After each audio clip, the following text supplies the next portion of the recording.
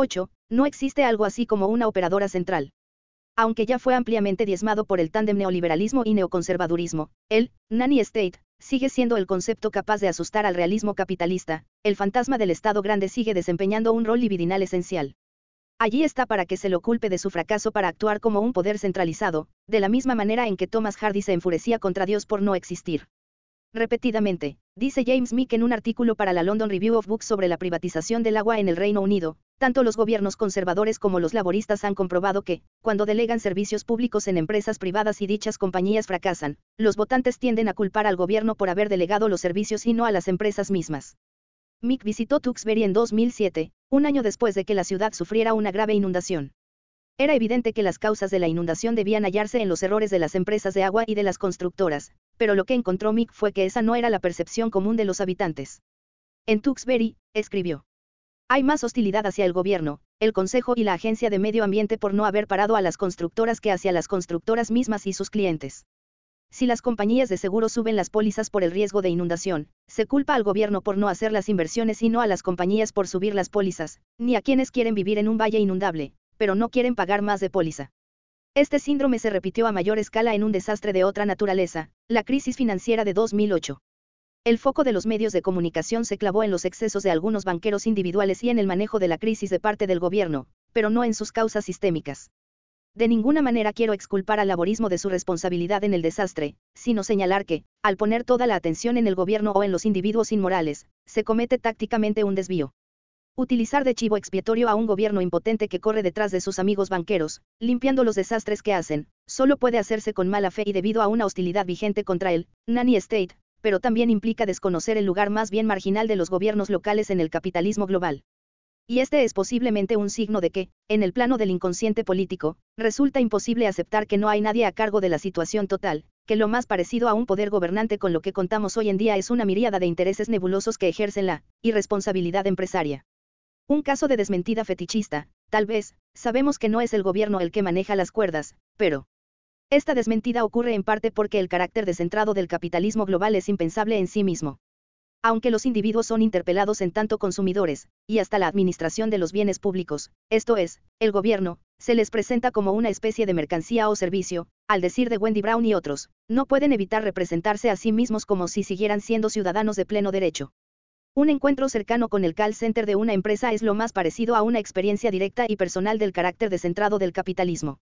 Como consumidores del capitalismo tardío, cada vez más existimos en dos planos de realidad distintos, uno en el que los servicios funcionan con normalidad y otro subterráneo, un laberinto kafkiano de call centers, un mundo sin memoria en el que las causas y los efectos se conectan de formas misteriosas e incomprensibles, en el que es verdaderamente un milagro que algo ocurra y en el que uno pierde las esperanzas de poder volver a pasar al otro lado, el lado en el que las cosas funcionan con normalidad. ¿Qué mejor ejemplo del fracaso del neoliberalismo, desde su propio punto de vista, es decir, desde el punto de vista de las relaciones públicas, que el call center? Y sin embargo, la universalidad de las malas experiencias con los call centers no hace temblar el presupuesto de que el capitalismo es intrínsecamente eficiente, como si el problema no fuera al final más que una consecuencia sistémica de la lógica del capital que, en su fijación con la extracción de beneficios, no permite concretar una venta por teléfono. La experiencia del call center resuma la fenomenología política del capitalismo tardío, el aburrimiento y la frustración a través de la cadena de representantes, la repetición de los mismos detalles grises de parte de diferentes operarios con pobre entrenamiento y poca información, la rabia que se va formando y que resulta en impotencia porque no tiene un objeto legítimo, porque el cliente en realidad se da cuenta de lo obvio, que nadie sabe qué hay que hacer y nadie haría nada incluso si pudiera hacerlo. La rabia no es más que una válvula de escape, agresión en el vacío dirigida contra una víctima anónima igual que uno, pero con la que no existe ninguna posibilidad de establecer empatía. Desprovisto de objeto, el enojo tampoco tiene efectos. Esta experiencia de un sistema que no responde, un sistema impersonal, sin centro, abstracto y fragmentario es la experiencia más cercana que podemos tener de una confrontación con la estupidez artificial del capital en sí mismo. La angustia del call center es un ejemplo más de que se malentiende a Kafka si se lo toma meramente como el novelista del totalitarismo tradicional. La burocracia del estalinismo de mercado es muchísimo más kafkiana que la antigua burocracia tendida alrededor de una autoridad central. Habría que releer, por ejemplo, la farsa triste del encuentro de K con el sistema telefónico del castillo, una siniestra anticipación de la experiencia del call center. No existe algo así como una operadora central que comunique con el castillo y le haga llegar nuestras llamadas. Cuando alguien trata de comunicarse con el castillo desde aquí, suenan los teléfonos en todos los departamentos, o mejor dicho sonarían si la mayoría de los departamentos no dejaran los teléfonos descolgados como sé bien que hacen. Algún empleado cansado alguna que otra vez puede colgar un teléfono, tal vez sintiendo que necesita distracción, especialmente de noche o durante las tardes. Entonces alguien responde del otro lado, pero se trata evidentemente de una respuesta en broma, a efectos prácticos.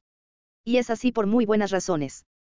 Porque, ¿quién podría tomar la responsabilidad de interrumpir, en el medio de la noche, el trabajo extremadamente importante que nos consume todo el tiempo con un mensaje relacionado con sus propios problemas privados? No puedo comprender que alguien de afuera pueda ni siquiera imaginarse que cuando trata de llamar a Sordini, por ejemplo, sea Sordini mismo quien recibe la llamada. La respuesta de K es un adelanto de la frustración del individuo perdido en el laberinto del call center. Y aunque la mayoría de las conversaciones con los operarios resulten insensatas casi hasta el dadaísmo, los operarios mismos no merecen que se los trate como seres insignificantes. No sabía que era así, dijo K. No podía estar al tanto de todas estas particularidades, pero de todas maneras no tuve mucha esperanza con las llamadas telefónicas y siempre tuve conciencia de que las únicas cosas importantes son las que ocurren en el castillo. No, replicó el superintendente, marcando la palabra con dureza. Estas respuestas que llegan del castillo ciertamente tienen un sentido, ¿cómo no iban a tenerlo? ¿Cómo un mensaje de parte de un funcionario del castillo podría ser insignificante? El genio supremo de Kafka fue pionero en la exploración de la teología negativa típica del capital, el centro falta, pero nunca podemos dejar de buscarlo o presuponerlo.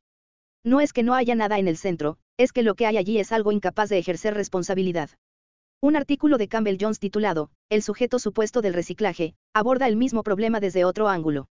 Al plantear la cuestión de quién es el sujeto que en teoría debe reciclar, Jones desnaturaliza un imperativo tan aceptado hoy en día que resistirlo parece algo insensato, además de antiético. Todos supuestamente debemos reciclar. Nadie debería resistir este mandamiento, más allá de los distintos colores políticos. La demanda de reciclar en efecto constituye un imperativo pre-opos-ideológico. En otras palabras, el imperativo ocupa el lugar en el que la ideología justamente funciona.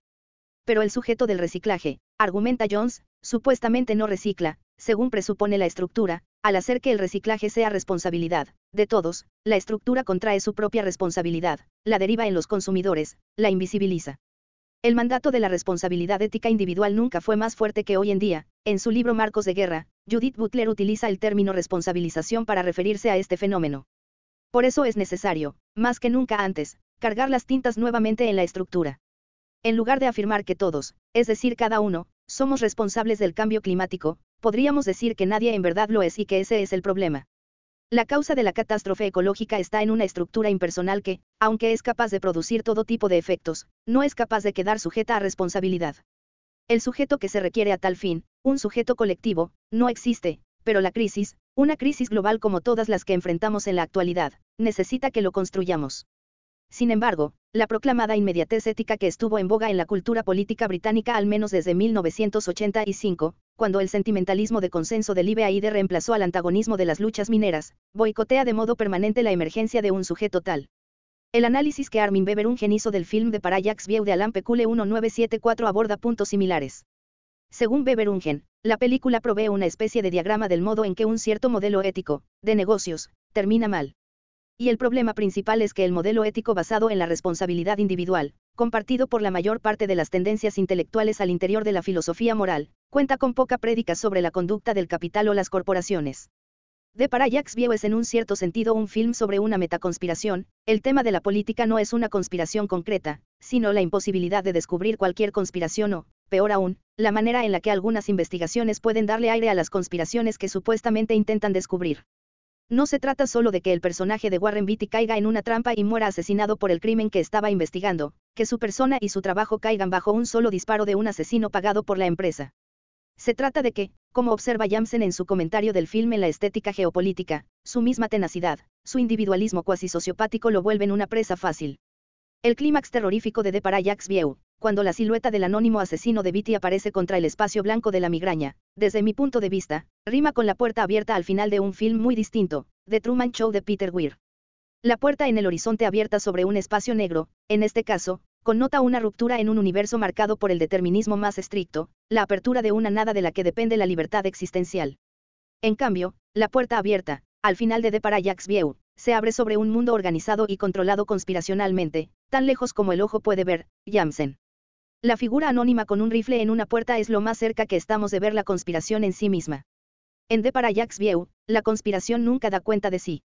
Nunca se focaliza en un único individuo maligno. Si bien presumimos que se trata de intereses corporativos, los intereses tanto como los motivos de la conspiración nunca aparecen articulados, ni siquiera tal vez para, o por, aquellos realmente implicados. ¿Quién sabe, en realidad, lo que quiere la corporación Parallax? Está situada justamente en un paralaje entre política y economía. ¿Es una fachada comercial para un hervidero de intereses políticos, o es más bien al revés? El gobierno entero no es más que una fachada de la corporación. No se sabe en verdad si la corporación existe, es más, no se sabe si su objetivo es dar la impresión de que no existe o de que existe. Y es verdad que hay conspiraciones en el capitalismo, pero el problema es que solo son posibles por las estructuras subyacentes que les permiten funcionar. Alguien cree, por ejemplo, que mejorarían las cosas si reemplazáramos a todos los cuadros gerenciales de las empresas y los bancos con un nuevo conglomerado de mejores personas. Por el contrario, es obvio que es la estructura la que genera los vicios, y que mientras permanezca, los vicios se reproducirán. El acierto de Pecule es haber sabido plasmar la impersonalidad y el tejido de sombras propio de la conspiración corporativa. Como observa Jamsen, lo que Pecule sabe capturar en The Parallax View es una particular tonalidad afectiva típica de las corporaciones. Para los partícipes de la conspiración, sargue, preocupación, es una cuestión de confianza y sonrisas. La única preocupación importante no es personal sino corporativa, es la preocupación por la vitalidad de la red o de la institución, una distracción o desaprensión desencarnada en el espacio ausente de la organización colectiva, pero sin el tendido de conjeturas que le quita energía a las víctimas. Estas personas saben y pueden, por lo tanto, invertir su presencia como personajes en un juego de atención intenso a la vez que complaciente, cuyo centro de gravedad está en otra parte, un rapto de intencionalidad que es, a la vez, desinterés. Pero este tipo especial de preocupación despersonalizada también conlleva su propio tipo de angustia, ella también inconsciente y corporativa, sin consecuencias para los villanos individuales. Sin consecuencias para los villanos individuales. ¿Cómo resuena hoy en día esta frase, después de las muertes de Jean Charles de Manasseh y Ian Tomlinson, después del fiasco de la crisis bancaria? Lo que Jamsen describe en este pasaje es el capullo mortificante de la estructura corporativa, que mutila tanto como protege, que descascara y agujerea y afantasma a los directivos, se asegura de que su atención esté siempre desplazada, que no puedan escuchar.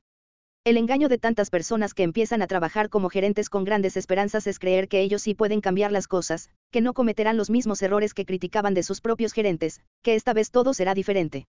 Pero hay que mirar a cualquiera que haya sido promovido a un cargo gerencial para observar qué ocurre. La petrificación gris del poder no tarda mucho en avanzar, prácticamente, es posible palpar cómo el poder va quedándose con el cuerpo de una persona y escuchar los juicios vacíos de sentido con los que el poder habla a través de ella.